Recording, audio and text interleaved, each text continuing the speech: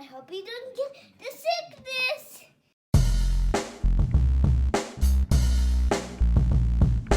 My boy Kurt is a stay-at-home dad, watching Disney movies he never had. His daughter digs through all the VHS, crushing the classics in a princess dress. Informed like Scuttle, Kurt's got your ticket, making it real like Jiminy Cricket. Most off the Captain Hook, but if the Tweedledum, he'll be taking more shots than Bambi's mom. Leaves him raised like Simba, or cracked like the beast dishes. He'll show you a whole new world, you won't need 3 wishes. Stay-at-home Disney dad.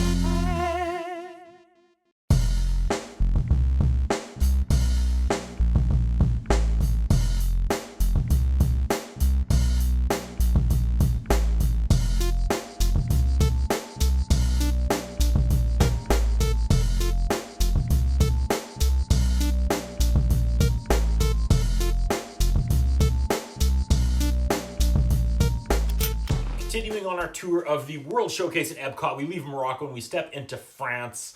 Right off the bat, like Italy, this feels like more of a destination for grown-ups, which is fine because, as I mentioned in my first episode, Epcot is my favorite park, and one day, when our kids are out of the house, my wife and I are going to book an 11-night stay in Disney World and drink every night at a different pavilion. But for now, with kids, France seems a little more like hoity-toity like Italy, but unlike Italy, I feel like the layout itself is a blast for the kids, even if the shopping isn't. Every child loves to climb the base of those street lights, the fountain is magnificent, and there's an ice cream parlor hidden way in the back. Again, France seems a little more mature, but there's lots to do out front. There's lots of room to move around if you have small ones. The internet says France Pavilion is themed to look like a Parisian neighborhood, with a pool and fountains and with a view of the Eiffel Tower in the distance. Most of the shops on the street are actual shops selling French goods such as Guerlain perfume. The attraction affects France cities and historical structures. It also includes 2 French restaurants, Monsieur Paul, formerly Bistro de Paris, and Les Chefs de France, as well as eaters Le Halles Boulangerie and Patisserie Le Artisan de Glace ice cream parlor. A million apologies. There it is. Kind of what I said. I mean, you have to get your picture taken in front of the fountain, and you can meet Belle here as well, or you used to. Maybe she's back. When picking a movie for France, you gotta go with the classic Aristocats. Funny thing about Aristocats is that we watched this almost a year ago to the day, but I lost most of my notes, like 90% of them. So we never reviewed it at the time, but now with this Epcot tour front and center, we rewatched it again a year later, and I took new notes. And then I found my original notes. So I think I'm going to do this twice if I can and see if anything changed with the way I critique these videos in the last 12 months. That's a fun exercise. Okay, we press play on the VCR. Too many ads to mention. This review is going to be long already. They say Hunchback is coming to theaters this summer, which puts this release late 90s, which is the height of VHS sales and promotions. This is out of control. There's honestly like 11 ads before the feature presentation.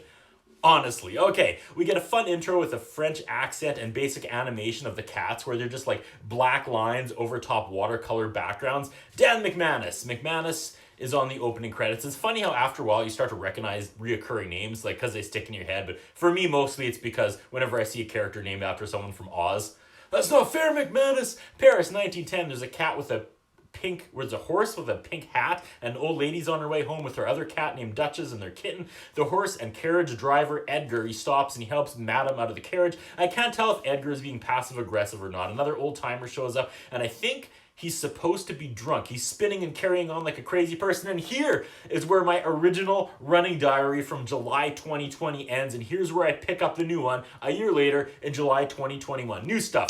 He almost falls down the stairs, but he hooks his cane on the back of Edgar's pants, exposing Edgar's knickers, and the place goes wild. Exposed knickers where old-timey comedy lives. Okay, they introduce George. They play a record. Duchess takes great joy in how happy George makes the old lady, whose name is Madame Adelaide Bonnefille, and I'll never say that again. Turns out she asked George to come for a serious matter. He asks who she wants him to sue. No, she wants to do her will, and she's going to leave everything to Edgar. And downstairs, Edgar is eavesdropping and he starts dancing. But no, she's actually going to leave everything to her cats first. And when her cats die, Edgar gets what's left. Edgar's not excited about that. He wants to kill the cats and get the money sooner, and not a bad plot. Finally, we meet the cats. Like, they start talking to each other, and there's an orange cat and a black cat and a white cat, and Maria's the little baby cat. She's beating up her brothers, and Mom has to come in and, like, pull her off her brothers, like, break it up. And it looks like we got ourselves another one of those weak Disney female character movies on our hands.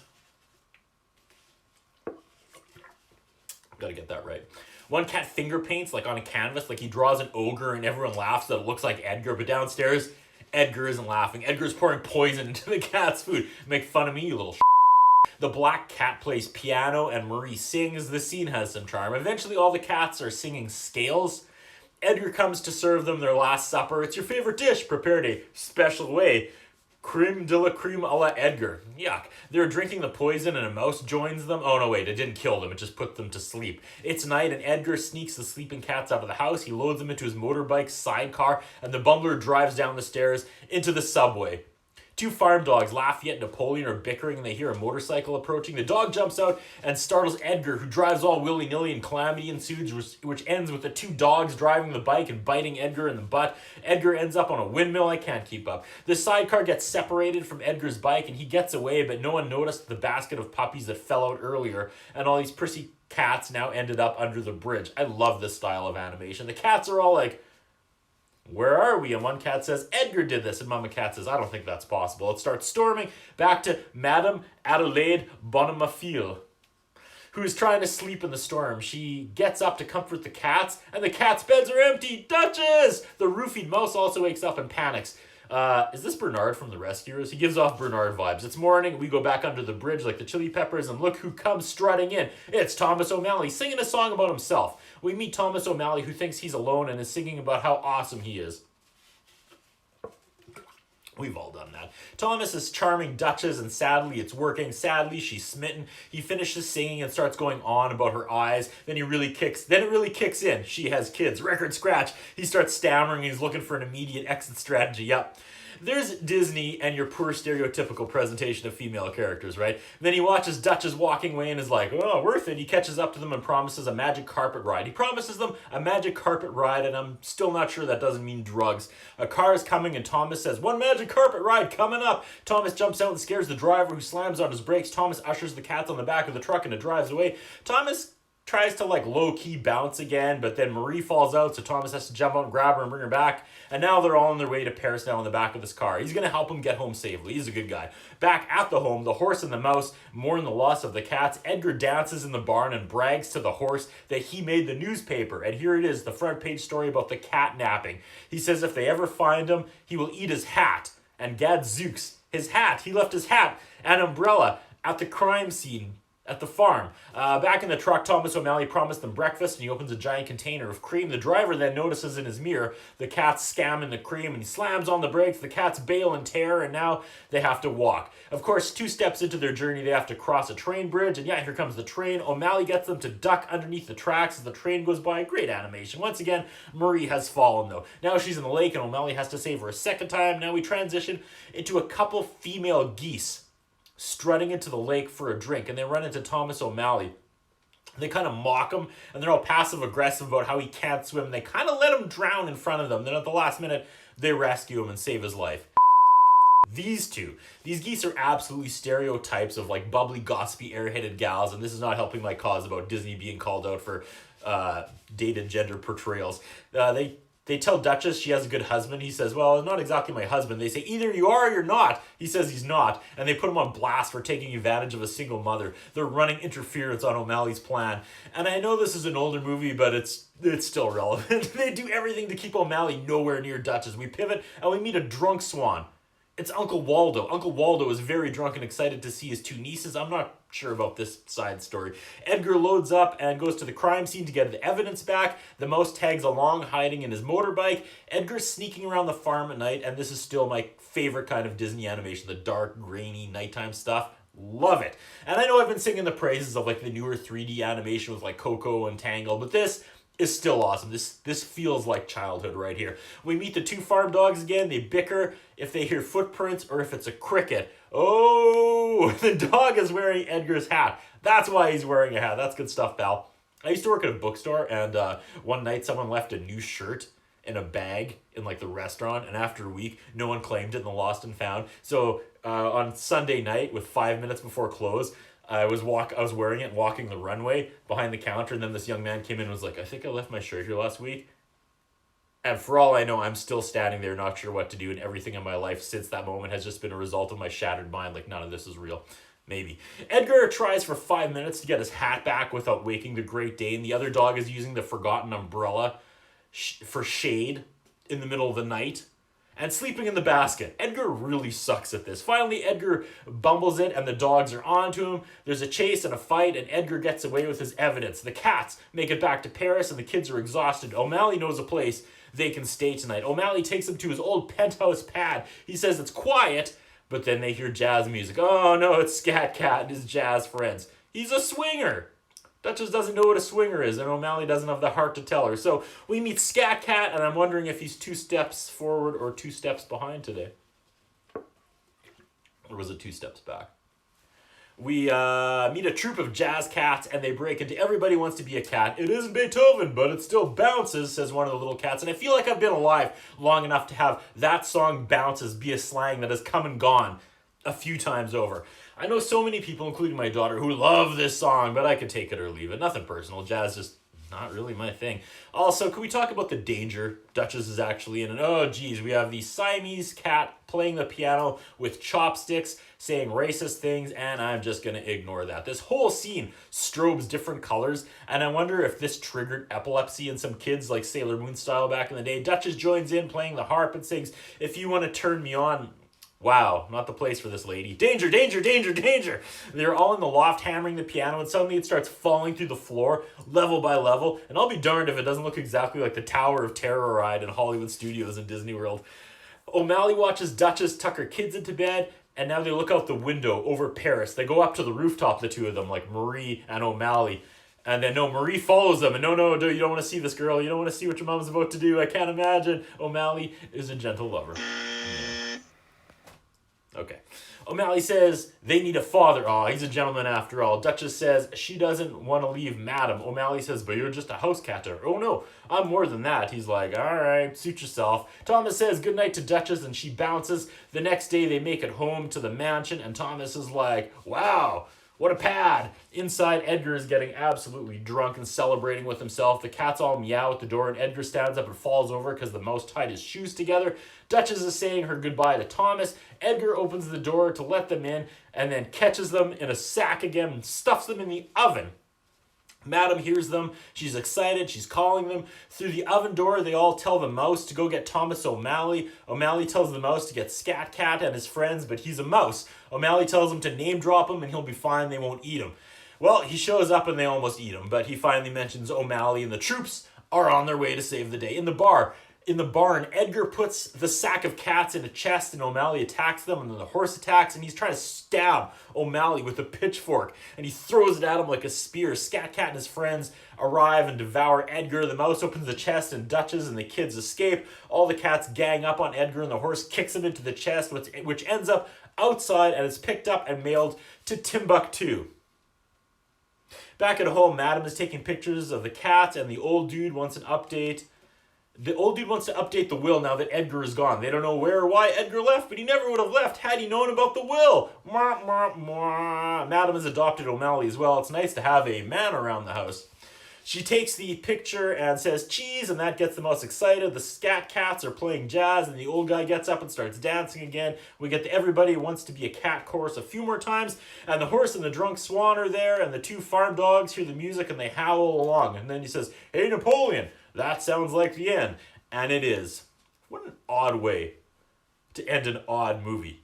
But now we go back in time, a year ago, and do this again. The drunk man starts to fall down the stairs, but he hooks his cane on the butler's breeches and yanks them back, revealing his striped underwear. There was never nothing more humiliating in the 80s than having your red and white striped boxes revealed for all the world to see. The old drunk is dancing with the rich old lady that owns a horse wearing the pink hat. Oh, the drunk is a lawyer. The rich old lady wants to make a will. The butler is eavesdropping and thinks she's leaving everything to him, but twist, she's actually leaving everything she has to her cats until they pass away. Then Edgar gets what's left.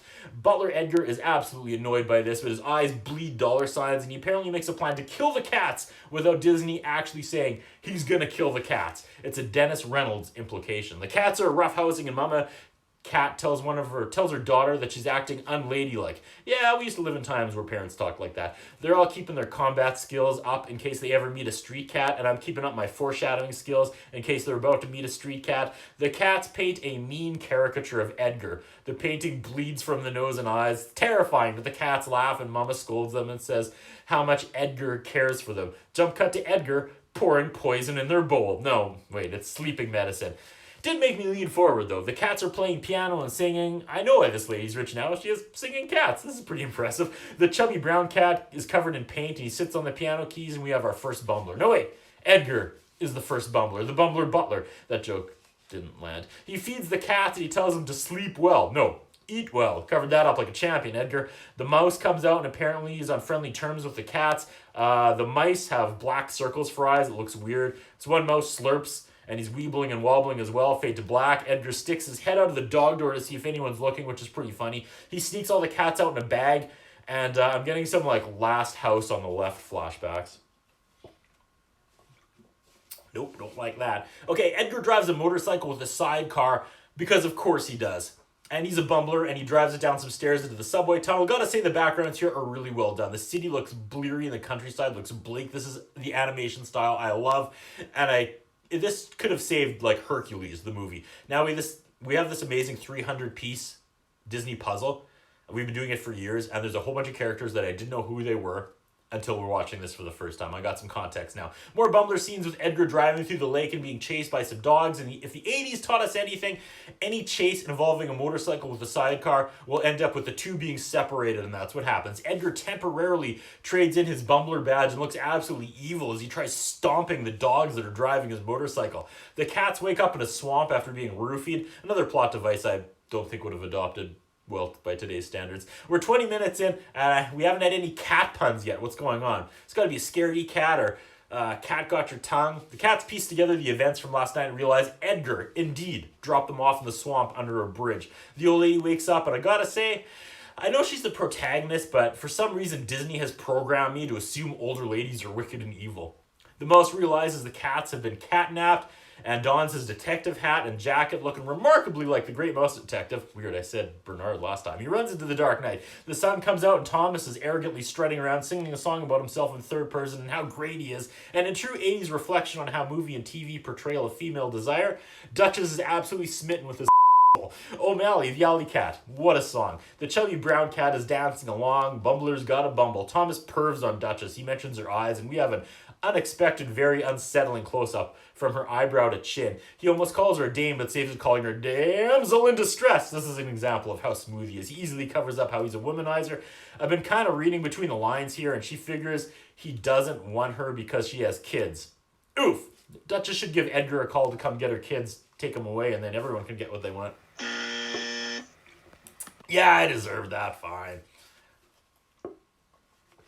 Thomas comes up with a plan to get them back to Paris. He jumps onto the hood of a passing car and, terrifying the screams of the driver, who screams "Sacre bleu!" stops to shake his fist at the cat, allowing the rest of the cats to sneak on the back of the truck. One kitten falls off and Thomas gets to be a hero, getting her and hopping back on. Where's Bob Barker to remind everyone to spay and neuter their pets? Because Duchess is crushing hard on Thomas right now.